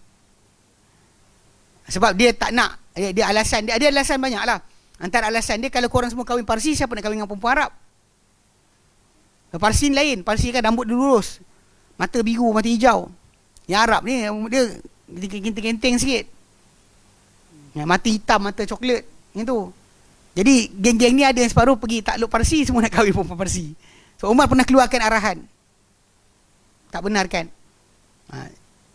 Cuma kita panggil apa pendapat Umar tadi, itu yang kita kata dia bukan lawan Al-Quran, tapi dia lihat pada maslahah yang berlaku pada zaman tersebut. Ketika waktu itu tak patut kalau dia kata diorang sibuk kahwin dengan perempuan Parsi, tinggalkan perempuan Arab. Bahkan daripada situlah sebenarnya berlakulah beberapa orang yang kahwin Parsi. Antaranya anak Abu Bakar, Muhammad bin Abi Bakar, kemudian Hussein bin Ali bin Abi Talib. Beberapa orang yang kahwin Maka dari situlah macam Husin, daripada Husin bin Ali bin Talib radhiyallahu anhu, dialah yang daripada keturunan dia lah keluar yang Syiah punya nasab yang diorang agung-agungkan. Sedangkan dia ada bini daripada Arab, tapi orang tak ambil jadi imam. Hasan bin Ali kahwin dengan Arab, pun diorang tak tengok sebagai imam. Kenapa dia ambil pada Husin punya keturunan? Sebab Husin kahwin dengan anak perempuan Raja Parsi. Dari 3 orang anak perempuan tinggal dalam istana. Seorang dikahwini oleh Husin, seorang dikahwini oleh Muhammad bin Abi Bakar, seorang lagi tak ingat, saya lupa. Dikahwini oleh juga oleh para sahabat. So dari situ yang masalah nasab tadi diorang angkat dan tinggikan sebenarnya. So ala kulli hal, kata-kata Umar tadi melarang kahwin, benda dia tu bukan mengharamkan yang halal. Tapi disadul zara'i, menyekat kerosakan lebih besar. So basically kalau kat Malaysia, kalau orang tanya kenapa kan tak boleh kahwin tu kan, sebab kerana ini adalah peraturan yang kita dipilih oleh kerajaan Malaysia untuk menyekat kerosakan lagi besar, pergaduhan kaum dan sebagainya. Kan, kita tak boleh terima berkenaan dengan Muslim, bapa, mak Kristian, anak Buddha, tak ada. There's no such thing, tak dibenarkan. Sebenarnya akan menambahkan masalah sebenarnya. So ala kulli hal, okey, ayat ni kalau ikut pada ayat surah Al-Baqarah tu, tak boleh kahwinlah dengan musyrik. Tak boleh kahwin dengan kafir, tak boleh kahwin. Tapi kalau dalam ayat surah Al-Ma'idah ke-5 tu, boleh pula daripada yang musyrik kan, boleh kita kecualikan hukum untuk ahli kitab. Tapi muhsanat muhsanat ni maksud dia yang menjaga kehormatan, bukan yang pakai baju tak cukup. Banyak orang Islam kita ni yang pergi Eropah lah, barat kan, cari bini macam baju tak cukup, dia ambil jadi bini. Itu salah. Yang betulnya adalah muhsanat kan. Sebab kalimah muhsanat tadi maksudnya wanita yang menjaga kehormatan di kalangan mereka, bukan baju tak cukup, pakai spender, awak pergi ambil jadi bini. Ini masalah. Tapi orang Islam kita banyak kes diorang tadi kan, disebut ke arah situ. Dilupa sebenarnya dalam Al-Quran tadi ada limitation.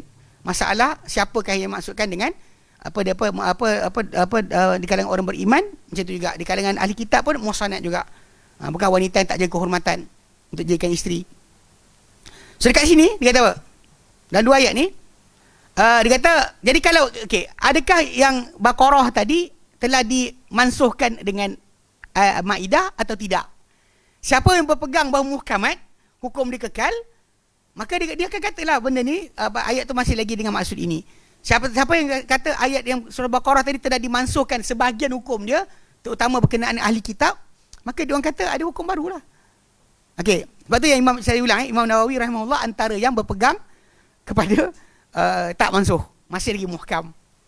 Bahkan bagi dia sembelihan ahli kitab tak halal. Imam Nawawi tak terima. Saya kata Allah Ta'ala kata kafir. Tapi kita pula yang jumhur tetap berpegang dengan zaman Nabi SAW dahulu, bila wanita Yahudi bagi Nabi peha kambing untuk makan dan diracun sebenarnya. Nabi makan juga. Nabi tak tanya kau sembelih cara apa. Nabi kata, ni sembelih cara apa ni? Tak ada. Bila tak ada soalan tersebut, maka maksud dia makanan mereka halal seperti mana yang dimaksudkan dalam surah Al-Ma'idah. Termasuk juga hukum masalah wanita mereka dikahwini. Faham okey, baik. Dia kata wa hadha marwiyun anil Hasani. Okey, dan ini pendapat yang kedua ni, dia kata diriwayatkan daripada Hasan Al-Basri, wa Ikrimah dan juga Az-Zuhri, Ibn Syihab Az-Zuhri Waqila, dan ada yang berpendapat hiya muhkamatun. Ada yang kata dia muhkamah. Hukum dia tetap. Yang surah Al-Baqarah tetap, yang surah Al-Ma'idah tadi tidak membatalkan hukum surah Al-Baqarah. So dia pegang dengan maksud tersebut, dan dia anggap ada maksud yang lain. Dia anggap maksud surah Al-Ma'idah tu lain.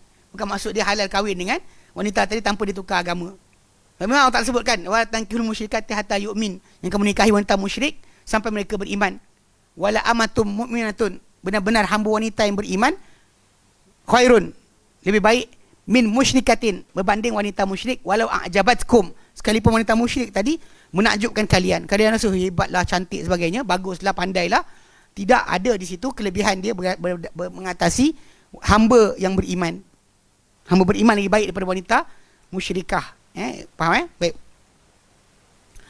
Wa mithluhu, dan seumpama dia juga, okey, qauluhu ta'ala, firman Ta'ala dalam surah Al-Baqarah ayat 219. Allah Ta'ala nyatakan, yas'alunaka madza yunfikuna qulil afu. Dan mereka tanya kepada engkau, hai Muhammad, apakah patut mereka infakkan, belanjakan? Qulil af, katakanlah hai Muhammad, af, lebihan. Mana apa lebih daripada harta kita, itu yang disuruh kita infakkan. Apa lebih keperluan, keperluan kita adalah sekian. Apa lebih keperluan tadi, itu yang kita disuruh untuk infakkan. Perbelanjaan kita dalam konsep masalah apa, berbelanja untuk sedekah sebagainya, tak ada pun kata bagi semua untuk sedekah, tak ada. Walaupun kita kata perbuatan berkenaan ada dibuat oleh para sahabat seperti Abu Bakar As-Siddiq radhiyallahu anhu. Umar pernah sekali yang dia bawa harta kepada Nabi SAW, separuh harta dia. Separuh harta dimiliki, jumpa Nabi nak sedekah, dia nak lawan dengan Abu Bakar. Sampai-sampai depan Nabi SAW, dia letakkan. Nabi tanya kepada dia, apa kau tinggal untuk keluarga engkau? Dia kata seumpama ni.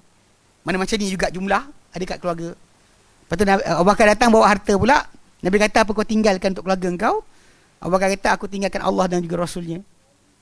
Lepas tu Umar kata, aku tak lawan Abu Bakar, dia kata. Masalah pengorbanan yang dibuat oleh Abu Bakar As-Siddiq radhiyallahu anhu sangat dahsyat. So, jadi kalau pada sudut ini kita panggil apa? Masalah infak harta dan sebagainya kan, perbelanjaan untuk agama Allah Taala ni, sebenarnya ikut pada ayat ni tak pernah suruh pun keluar habis. Cuma kat sini soalan ditanya ni seolah-olah macam tajuk zakat tak pernah muncul lagi. Faham tak? Tak pernah muncul lagi tajuk zakat. Bahkan zakat kita dah tahu dah berapa yang kita kena keluarkan yang wajib. So kat sini diorang tanya, hai Muhammad kan, yas'alunaka, mereka tanya kau hai Muhammad, madza yunfikun, apakah mereka patut belanjakan? Qulil af, katakan hai Muhammad, lebihan. Okey, qila, dikatakan hiya, ayat surah Al-Baqarah 219 ni, mansukhatun bi ayatiz zakah, dimansuhkan dengan ayat zakat. Ayat zakat. Mana ayat zakat datang, maka dah tahulah jumlah berapa kadar yang patut kita belanjakan. Okay, ini pendapat pertama.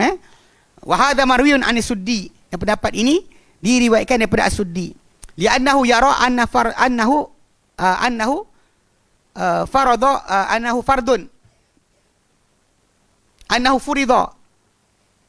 Annahu fardun nazala, annahu fardun. Dan dia melihat bahawa ia adalah fardu. Maksud ayat ni adalah kefarduan qabla zakah, sebelum turunnya ayat zakat. Yang betul macam sebelum daripada turun arahan solat 5 waktu, solat malam tu adalah wajib. Dia ada benda sebelum datang kefarduan, contoh macam puasa Ashura, sebelum datang puasa Ramadan adalah wajib. Puasa Ashura sebelum Ramadan difardukan, puasa Ashura adalah puasa wajib. So jadi macam As-Suddi ni dia ada banyak, dia relatekan balik. Maksudnya ayat ini pun dia rasakan bahawa ini adalah fardu sebelum daripada zakat.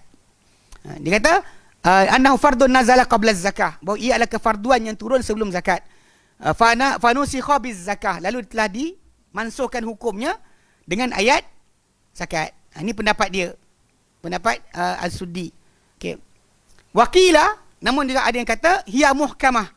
Ayat ni muhkam, tak ada mansuh pun. Masih tetap hukum dia. Wa hiya fi sadaqatil ammatil mandubi ilaiha. Akan ia sebenarnya ayat 219 surah Al-Baqarah ni dia adalah pada sedekah umum yang digalakkan kepadanya, yang disunatkan, yang digesa untuk kita buat. Sedekah kita rasa duit kita banyak ni, nak sedekah apa? Sedekah apa lebih? So agama Islam tak pernah suruh sedekah lebih daripada keupayaan anda. Sedekah apa yang lebih daripada penggunaan. Gunaan kita banyak ni, apa lebih tu, itulah kita agih-agihkan. Okey. Wa hadza marwiyun an Ibn Abbasin. Dan pendapat kedua ni dia riwayatkan daripada Ibn Abbas wa Muqatil bin Hayyan. So kat sini dia ini sebenarnya lebih kuatlah sebenarnya. Lebih kuat berbanding dengan tajuk itu. Sebab kita tahu bahawa masalah zakat ni kalau kita kan dia punya kefarduan tu yang betul lepas turun di Madinah baru keluar hukum zakat. Dengan kadar dan bentuk dia. Tapi bahkan ayat 219 ni sebenarnya dia memang datang dengan bentuk panggil apa, galakan dalam masalah bersedekah. Bukan masalah kewajipan bersedekah, tapi galakan untuk bersedekah. Qulil af. Baik. Okey, wallahu a'lam. Okay, kita berhenti situ. Ada soalan?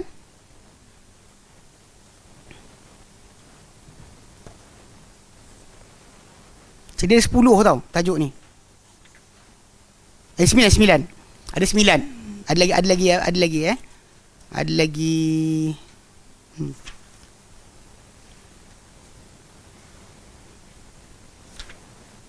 Ada lagi 3 lagi, insya-Allah. 3 lagi. 7, 8 dan 9 nanti kita habiskan. Itu bahagian ni apa berkenaan dengan sebab percanggahan salaf dalam tafsir. Okey, ada soalan? Tak ada. Dua tajuk? Tak ada. Alhamdulillah. Okey.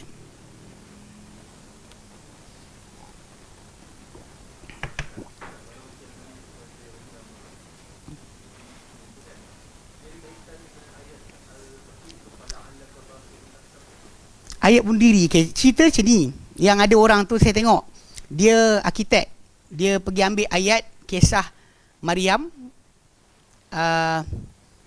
Kata ketika dilahirkan Isa alaihissalam, kesusahan yang dia ada. Dia kata, ya laitani mitu qabla hadha.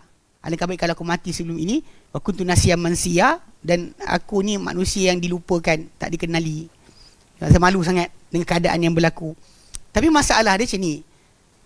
Suicidal yang dimaksudkan orang tu ada sifat ingin bunuh diri tu, dia dengan tindakan, bukan lintasan. Tindakan. Bila dia ambil pisau, start pegang untuk toreh tangan dia, ataupun dia ambil ubat, dia makan dan sebagainya, itu memang ni, memang kita panggil apa, maksud bunuh diri yang dimaksudkan.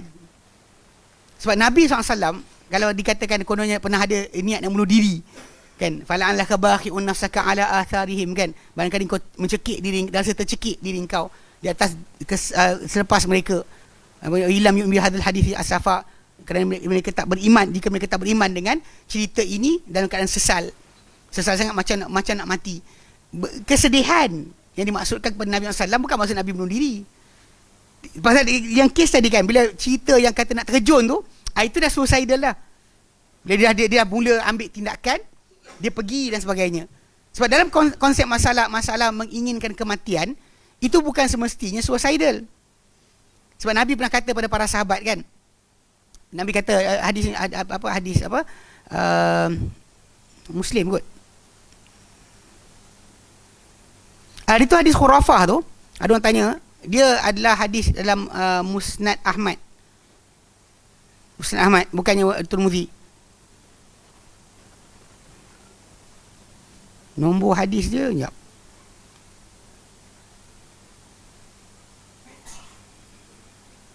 Dia ada orang ingat, dia kata kita buat cerita khurafat tu datang mana kalimah tu, kan. Hadis nombor 25244. 25244 khurafat. Nama seorang lelaki. Okey,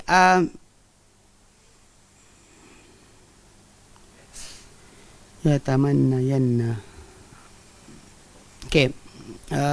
Ayat, okey. Hadis Sahih Bukhari Muslim ah. Okey. Sahih Muslim dan Sahih Bukhari berkenaan dengan jangan mengimpikan seorang kamu kematian. Okey, memang bila manusia ni dia berhadapan dengan masalah hidup atau merasakan apa tekanan hidup, memang dia mungkin akan ada rasa kalau boleh tak hidup pun tak apa. Sedih sangat dan sebagainya, kan. Boleh berlaku. Tapi Nabi sebut dalam hadis berkenaan, ini masalah doa dan kita tak kata doa ni suicidal. Sebab Nabi SAW kata apa? La yatamanna ahadakumul al-mauta. Jangan seorang kamu ni impikan kematian. Wa in kan la budda, kalau dia tak boleh tidak kena cakap juga, falyaqul, katakanlah, Allahumma ahyini. Ya Allah, hidupkanlah aku selama mana kehidupan itu baik untuk aku. Kan? Dan ya Allah, matikanlah aku sekiranya kematian itu baik untuk aku.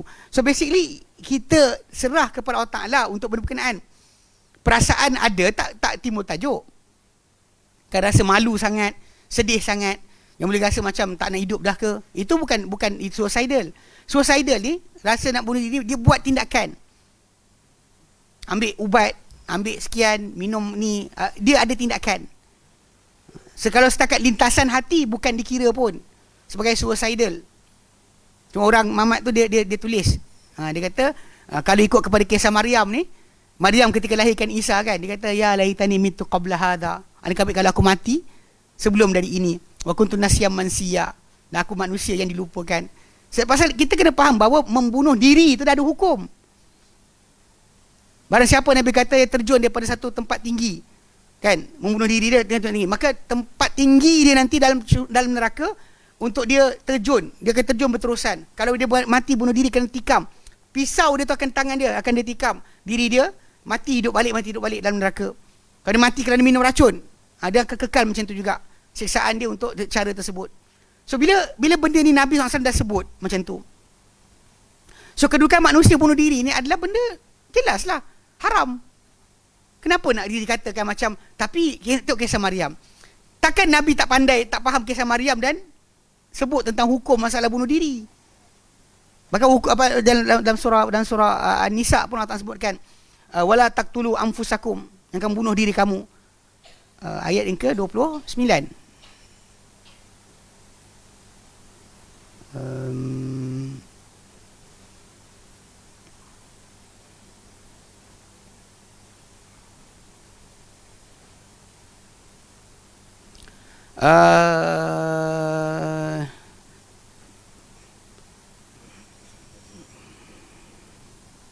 Innallaha kana bikum rahima. Ayat apa? 29 kan? Betul tak? Ayat 29. So ayat tersebut dengan jelas tak boleh kan, tak boleh dibenarkan seorang tu bunuh diri. Tak ada ruang sebenarnya.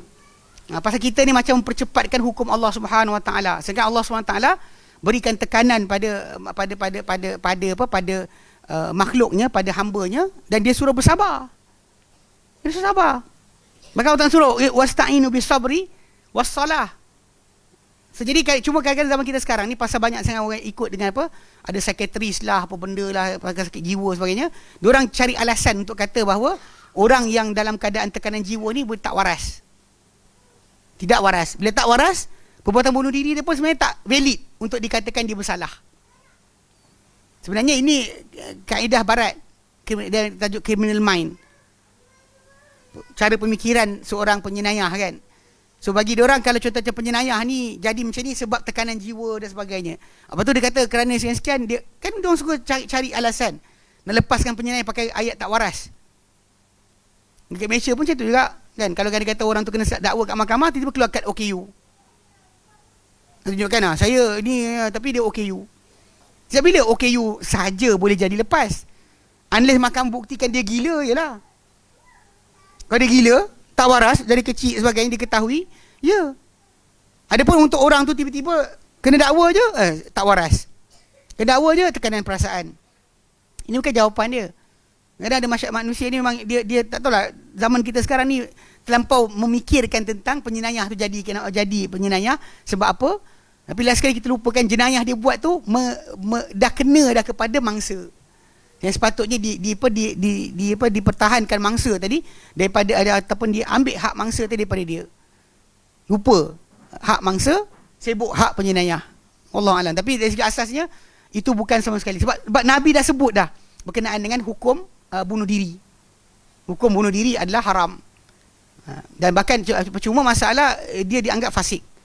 Bukan keluar agama. Setengah para ulama menganggap mati bunuh diri kafir sebab hadis yang datang berkenaan dengan tajuk bunuh diri ni, dia datang yang sebut tentang terjun daripada tempat tinggi, dia naik baik terjun. Lafaz hadis datang khalidan mukhalladan fiha abada, kekal mereka dalamnya selama-lamanya. Tentang minum racun pun disebut kat ujung tu, dalam neraka nanti dia akan buat acara tu berterusan. Dan hujung hadis tu datang khalidan mukhalladan fiha abada, termasuk yang tikam diri pun disebut macam tu. So bila sebut macam tu, ada setengah para ulama menyangka bahawa orang yang mati bunuh diri ni kafir. Mati kafir sebab Nabi sebut khalidan mukhalladan fiha abada. Tapi dalam masa yang sama kita lihat hadis Sahih Muslim berkenaan Abu Tufail. Kisah di mana seorang sahabat dia hijrah bersama-sama kepada Nabi SAW. Kemudian sahabat dia tadi tak tahan cuaca Madinah, dia kelar tangan. Mati. Dia kena sakit dekat Madinah, dia kelar tangan, mati. Lepas tu Abu Tufail ni mimpi nampak teman dia, kawan dia tadi dalam mimpi dia. Lepas tu dia nampak kawan dia rupa elok dalam mimpi, kecuali kawasan tangan masih lagi berdarah. Lepas tu dia kata, apa Tuhan kau buat kepada engkau? Ni Sahih Muslim Lepas tu dia kata, Tuhan aku ampunkan aku kerana hijrahku kepada Nabi-Nya. Lepas tu dia kata tangan kau tu dikatakan kepadaku, kawan dia cakap, kami takkan baiki benda kau rosakkan dengan diri kau sendiri. So bila Abu Tufail ni, Amir bin Wasilah jumpa Nabi, ceritakan apa yang berlaku pada teman dia tu dalam mimpi, nampak Nabi terus berdoa. Doa Nabi berbunyi, Allahumma ya Allah waliyadaihi faghfir, untuk dua tangannya ampunkanlah juga. Ya Allah, untuk dua tangannya ampunkanlah juga. Faghfir, ampunkanlah. So maksudnya Nabi doa. Kalau dia kafir, tak boleh doa. Tidak boleh doa sebab ayat 113 surah At-Taubah. Maka Nabi, tak boleh untuk Nabi. Walladzina amanu, dan orang beriman, ay yastaghfiru, untuk minta ampun, lilladzina asyraku, bagi orang yang musyrik. Min ba'di ma tabayyana lahum annahum ashabal jahim. Dan menyata kepada mereka orang-orang berkenaan adalah penghuni neraka. Tak boleh. Tapi Nabi doakan. Lepas sahabat ni cerita apa dia mimpi, Nabi kata, Allahumma ya Allah waliyadaihi faghfir, untuk dua tangannya ampunkanlah juga. So dia mati. So kita fasik, bukannya kafir. Betul kan? Kadang-kadang ada orang kata macam tapi kan kafir kan, khalidan fi abada. Itu yang disebut tentang orang masuk dalam neraka kekal abadi, bergantung kepada hak Allah Subhanahu Wa Taala dekat situ. Unless orang tu mati musyrik saja, atau mati kafir, mati musyrik, mati sebagai seorang bukan Islam, mati sebagai seorang yang musyrik, dia atau munafik, maka dia tidak akan diampunkan sama sekali. Adapun dengan dosa-dosa besar, mati berzina, mati minum arak, mati berjudi, maka masih lagi ada peluang diampunkan. Kalau untuk mati berzina pun kita tetap kena ambil banyak dia, mandikan, kafankan, solatkan, tanam.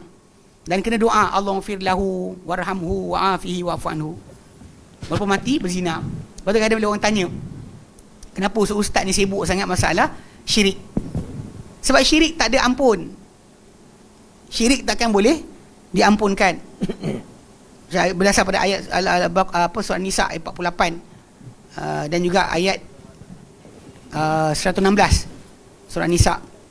Allah Ta'ala nyatakan dengan jelas dalam ayat berkenaan, kan, innallaha la yaghfiru an yushraka bihi, Allah Ta'ala tak mengampunkan untuk disekutukan dengannya, wa yaghfiru ma duna dzalika liman yasha, dan diampunkan apa selain dari itu, apa bukan syirik, bagi siapa yang dia kehendaki. So sudut tu kena faham kan. Tapi cuma masalah benda tu mati fasik lah. Kalau orang kata mati bunuh diri, ni fasik, bukannya kafir. Cuma macam ada apa tindakan orang atau kepala agama takkan solatkan. Keluarga nak solatkan lah, uruskan, dia doakan untuk keampunan. Tapi masalah tu terpulang kepada Allah. Adapun kalau mati musyrik, yang sibuk kan, kita kata ustaz sibuk ni, masalah syirik ni, tak ada sibuk buat NDB, tak ada sibuk berkenaan masalah apa makan harta rakyat. So benda berkenaan kalau dia mati pun macam tu, boleh diampunkan oleh Allah Subhanahu Taala. Tapi kalau awak mati sebagai seorang musyrik, mati menyekutukan Allah Taala, takkan diampunkan sama sekali. Ini benda yang kadang-kadang orang tak faham. Kenapa apa? Ustaz ni asyik syirik. Dan sibuk-sibuk masalah syirik lah. Apa syikin? Sikit syikin kan. Syirik. Kenapa? Sebab dia tak ada peluang untuk diampunkan. Ustaz, ada satu soalan live daripada Kamarul Zaman. Assalamualaikum Ustaz, saya ada mendengar, dia dengar kuliah kot, yang kenyataannya Al-Quran itu perlu ditadabbur, kerana itu yang diperintah, bukannya mempelajari tafsir. Al-Quran perlu ditadabbur kerana itu yang diperintah, kerana itu diperintahkan, bukan mempelajari tafsir. Bila awak nak tadabbur Al-Quran, tak tahu maksud kalimah tu apa, awak nak tadabbur macam mana? Ini soalan yang penting kena tanya. Semua orang yang belajar zaman sekarang ni lah, dia kadang-kadang macam nak skip atau nak result, nak kepada hujung je, proses tak mau. Dia tak nak proses. Ini kita belajar tafsir ni proses. Memahami apa difahami oleh para sahabat, memahami apa yang dikatakan oleh para sahabat tentang kalimah yang kita nak sibuk tadabbur tadi, yang kita nak tengok dalam hidup kita, nak aplikasi di mana. Itu tadabbur. Maksudnya kita praktikkan apa yang kita baca. Itu tadabbur. Atau lebih tepat dia macam ni, Quran turun untuk dibaca, difahami, diamalkan. Itu tajuk pengamalan Quran, itulah tadabbur. Cuma masalah kalau tak faham maksud, awak nak tengok kat mana. Tanpa faham apa maksud ayat tersebut, kalimah berkenaan, Awak nak beramal macam mana? Sebab tu para sahabat Nabi SAW dahulu bila dengar, contoh macam kita berkali-kali kan, kita gunakan contoh ni, hadis Sahih Bukhari, bila mana para sahabat bila turun ayat 82 surah Al-An'am, Allah katakan alladzina amanu, ayat itu bunyi orang-orang yang beriman, walam yalbisu imanahum bidzulmin, dan tak campur iman mereka dengan kezaliman, ulaika lahumul amn, mereka lah untuk mereka keamanan. Para sahabat bila dengar ayat ni 82 Al-An'am ni, diorang datang jumpa Nabi melutut. Diorang kata, ya Rasulullah, kami tak mampu ayat ni. Kami tak mampu nak praktik lah, nak tadabbur lah ni, nak guna kepada kehidupan. Sebab diorang kata, wa ayyuna la yuzlimu nafsah, siapa dengan kami yang tak zalimi diri sendiri. So jadi bila dia cakap macam tu, apa yang diorang faham? Diorang faham dari ayat berkenaan adalah orang yang beriman dan tak campur iman mereka dengan kezaliman, yakni dosa. Bila dia kata siapa dengan kami tidak berdosa, siapa yang kami tidak menzalimi diri sendiri, kan dalam surah Al-A'raf ayat 23 kan Adam dan Hawa berdoa, dia kata apa? Rabbana zalamna anfusana wa illam taghfir lana wa tarhamna lanakunanna khasirin, kan? Mereka dua kata, wahai Tuhan kami telah aniaya diri kami sendiri. Zalamna anfusana, maksudnya kami buat dosa. Wa illam taghfir lana, kau kita ampunkan kami, wa tarhamna, kau belas kasihan kepada kami, lanakunanna minal khasirin, kami pasti jadikan orang yang rugi. So para sahabat faham ayat 82 tadi, orang yang beriman tak campur iman mereka dengan kezaliman, yakni apa? Dosa. Ulaika lahumul amn, mereka lah orang-orang yang untuk mereka keamanan. So kami kalau, sebab tu dia kata jumpa Nabi, wa ayyuna la yuzlimu nafsah, siapa dengan kami tak aniaya diri kami sendiri, maksud dia tak buat dosa. Tapi Nabi SAW betulkan balik, ni tadabbur lah ni, diorang orang Arab lebih faham Al-Quran daripada kita. Tapi bila diorang tak faham maksud tadi, diorang jumpa Nabi, dia kata, ya Rasulullah, kan macam mana ni? Tu diorang, bila diorang jumpa Nabi, Nabi kata apa? Laisa kama ta'nun, bukan macam kalian maksudkan, fahami. Kan? Kalian tak dengar ke kata-kata hamba Allah Ta'ala yang soleh? Itu Luqman ayat 13 surah Luqman, dia kata apa? Ya bunayya la tusyrik billah inna syirka la zulmun azim. Wahai anakku, yang kau buat penyekutuan terhadap Allah. Sehingga syirik itu, penyekutuan itu adalah zalim paling besar. Maksud dia Nabi terangkan ayat 82 tadi, bukan maksud macam diorang faham. Ini yang kita kata tafsir. Kalau awak tak tahu maksud kalimah tadi, awak tak tadabbur apa benda. Buka terjemahan sahaja, awak tak tahu lagi maksud tersebut betul ke tidak. Macam sering orang dia tadabbur. Tadabbur lah aplikasi marah orang, kan? Dia kata apa? Al-fitnatu asyaddu min al-qatl. Ni jangan tadabbur lah ni. Sedangkan fitnah tu adalah kufur, syirik. Macam juga ayat tadi, zalim tu adalah syirik. Maksudnya orang yang untuk mereka keamanan adalah orang yang beriman yang tak campur iman dengan kezaliman, yang ada kesyirikan. Untuk mereka ni lah, orang-orang ni untuk mereka keamanan. Oh betul. Betul. Kalau orang tu kata dah tadabbur, awak tadabbur macam mana kalau awak tak tahu perkataan tu maksud apa? Ini sudut asal, pasal dia tak nak proses. Sekarang kita kata dalam konsep konteks ini, dan kalau dia kata dia nakkan, dia kata alasan, kata tak ada masa, itu bukan betul. Dan dia boleh hadir kelas, bahkan kadang-kadang rakaman pun ada untuk kelas-kelas tafsir. Belajarlah. Kau tak tahu, dia ambil kitab Arab tadi, jumpa ustaz, tanyalah, ni apa dia kata ustaz? Ni semua nak makan suap. Kan? Semua nak apa dah makan, dah lenyik-lenyik, dah hancur-hancur, tulan. Rasa macam ini sedap ni. Inilah sebenarnya kita nak. Awak tak tahu pun sebenarnya apa benda jadi. Last sekali itulah yang saya jumpa, ni reality. Bukan kisah awak. Orang yang saya jumpa tinggal solat sebab datang kelas untuk faham Quran saja. Tak ada bola. Datang kelas ustaz yang hebat, last sekali tak ada solat. Kalau saya boleh share. Nanti ada audio. Kalau ada masa lah. Tapi kadang-kadang tak nak share juga, sebab nanti orang kata kita up diri sendiri. Saya jumpa dengan orang tu, dia actually memang dia ikut kelas-kelas semua ustaz hebat, tapi nak jadi cerita isteri dia mati, kanser. So dia jadi macam hilang punca, hilang pedoman. Bini dia sangat kuat, dia ada dekat waktu dekat hospital, dia bini dia ada orang datang nak ruqyah lah benda, dia halau. Bini dia halau yang datang. Sangat kuat. Dia cerita dia sayang bini dia, lepas bini dia meninggal dia flip. Tinggal solat dan sebagainya. Dia anggap macam dah buat macam-macam, belajar pun Tuhan tak bagi apa-apa. Last sekali dia tinggal solat, kemudian dia ajak anak tak solat. So bila dia ajak anak tak solat tu, saya dapatlah laporan, ada orang cerita kat saya. Saya kata saya takkan nak cari orang ni. Kalau orang jumpakan kita jumpalah. Kalau dia kata tak jumpa, saya nak cari kat mana? Saya cakap macam tu lah kan. Pasal dia kata dia last sekali dia ajak anak tak solat. Jadi ada orang ngadu kat saya. Jadi lepas tu saya cerita tahun 2017, tahun lepas, ada rakaman ada satu. Dia 2 kali saya jumpa. Satu rakaman saya dapat. Saya minta balik pada geng kawan-kawan dia tu, kawan-kawan dia bagi kat saya. Dapat satu. Jadi waktu perbualan tersebut dirakamkan tahun 2017 tu, saya berbahas dengan dia lah. Tajuk berkenaan masalah apa yang dia sibukkan tentang Quran. Dia bagi dia solat ni tak wujud. Sebab dah tadabbur lah. Tadabbur apa, solat ni hanya fizikal yang tak perlu, yang penting adalah hati. In the end last sekali dia tak solat. Berhenti solat. Dia bekas CEO bank apa benda entah. Orang tua bukan budak, 65 tahun. Dia belagak dengan saya. Dia kata dia kahwin bini orang apa, geng-geng belah-belah Rusia tu, bini baru dia. Dapat anak, dia memang belagak. Dia macam action. Nak kahwin dengan Melayu payah, dia kata. Orang kata menantu sesat. Jadi saya kahwin dengan orang luar, dia kata. Atau hidup lagi tidak, Allah alam.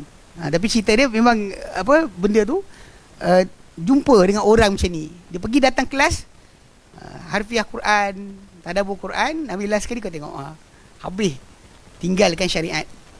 Dia lupa sebenarnya masalah kadang-kadang kumpulan ni, dia rasakan bahawa dia dengan konon faham tadi kan, dengan apa mengamati maksud-maksud tadi, dia telah sampai kepada keputusan Al-Quran. Itu sebenarnya masalah dia. Tapi nanti lain kali saya share benda tersebut. Okay, Allah alam. Ada soalan lagi?